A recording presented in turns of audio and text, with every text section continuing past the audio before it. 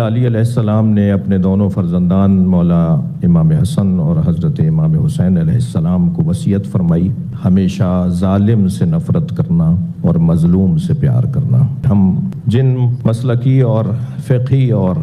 مختلف تاریخی حقائق کو بیان کرتے ہوئے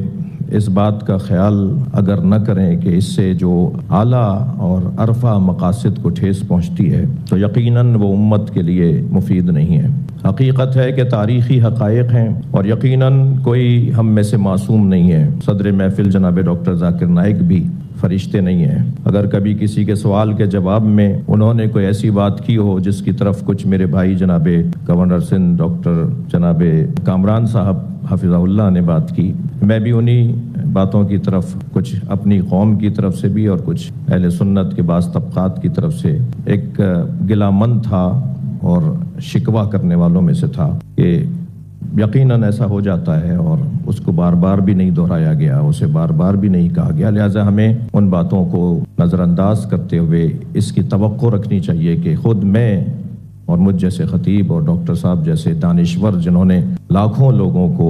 نیک اور ایک بننے کی بات کی ہے، ان سے بھی یقیناً کوئی ایسی بات ہو سکتی ہے، مگر تکرار نہ ہونا خود اس بات کی دلیل ہے کہ وہ کوئی بہت اچھی بات نہیں تھی، ورنہ اسے تکرار ہونا چاہیے تھا، اسے بار بار بولا جانا چاہیے تھا۔ اگر کس کو میری تقریر سے غلط فہمی ہے، انسان نے غلطی کر سکتے اور میں بھی غلطی کر سکتا ہوں، میں بھی انسان ہوں، تو یہ اسلام کا اصول ہے۔ اسلام کا اصول ہے کہ یکسانیت پہ آؤ اور چھوٹے چھوٹے بات پہ تفرق نہ پیدا کرو۔ جو آیت جو پڑھی تھی سورہ عمران کی سورہ نمبر 3 آیت نمبر 103، وَاعْتَصِمُوا بِحَبْلِ اللَّهِ جَمِيعًا وَلَا تَفَرَّقُوا، آؤ ہم اللہ سبحانہ و تعالیٰ کی رسی کو پکڑے۔ اللہ کی رسی ہے قرآن اور صحیح حدیث، اس کو پکڑو اور آپس میں مت بٹو۔ تعالوا الی کلمۃ سواء بیننا وبینکم، آؤ ہم اس بات کی طرف جو آپ اور ہم میں یکساں ہے۔ اور میں ایک سٹیپ آگے جاتا ہوں، اس آیت کو میں مسلمانوں پہ بھی استعمال کرتا ہوں۔ ہم مسلمان بھی الگ فرقے میں بٹے ہوئے، تو میں کہتا ہوں تعالوا الی کلمۃ سواء بیننا وبینکم، آؤ ہم اس بات کی طرف جو آپ اور ہم میں یکساں ہے۔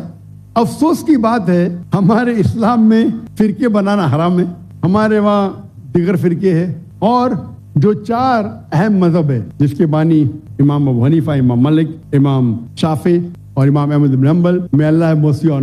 رحم اللہ، سب کی عزت کرتا ہوں، میں وہ ہمیں دین سکھانے کے لیے آئے۔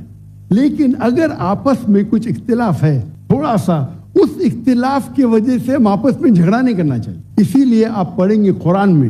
لکھا ہے قال اننی من المسلمین، اگر کوئی پوچھتے آپ کون ہے، آپ کو کہنا چاہیے میں ہوں مسلم۔ قال اننی من المسلمین، مجھے کوئی گلا شکوہ نہیں اگر کس نے تعلیم حاصل کی دیوبند میں یا بریلوی میں یا مدینہ میں، اپنے آپ کو دیوبندی کہتا ہے، بریلوی کہتا ہے، مدنی کہتا ہے، مجھے کوئی گلا شکوہ نہیں، لیکن اس کے وجہ سے آپس میں they should not be differences, آپس میں بٹوارا نہیں ہونا چاہیے اسی آیت کے۔ اور ہم دیکھیں گے اگر آپ تحقیق کرتے ہیں یہ جو مذاہب ہے یا فرقے ہے، اس کے اندر ڈفرینس بہت کم ہے، یکسانیت 95% کے اوپر ہے۔ اگر ڈفرینس ہے، اختلاف ہے، تو 2%، 3%، 4%۔ ہم مسلمان یہ 2% اور 3% پہ جھگڑا کرتے رہتے۔ تعالوا الی کلمۃ سواء بیننا وبینکم، آؤ ہم اس بات کی طرف جو آپ اور ہم میں یکساں ہے۔ ہم جب کانفرنس کرتے ہیں بامبے میں، ہمارا جو پیس کانفرنس ہوتا ہے، ہم مسلمان کے دیگر جماعت کو سے بلاتے ہیں، اور میرا اصول ہے کہ جو میرے خلاف بھی بات کرتا ہوں اس کو بھی بلاتا ہوں میں، تو لوگ گلا شکوہ نہیں۔ تو یہ جب موومنٹ ہم نے شروع کی تو ماشاءاللہ میرے منچ پہ آ کے میرے خلاف بات کی، پھر بھی مجھے کوئی گلا شکوہ نہیں، کیونکہ قرآن مجید میں کدھر نہیں لکھا ہوا ہے شیعہ، سنی، حنفی، شافعی، حنبلی، مالکی۔ میں چاروں ائمہ کی عزت کرتا ہوں، اور کون اپنے آپ کو اگر حنفی کہتا ہے، شافعی کہتا ہے، تو مجھے کوئی گلا شکوہ نہیں، میں اپنے آپ کو مسلمان کہتا ہوں۔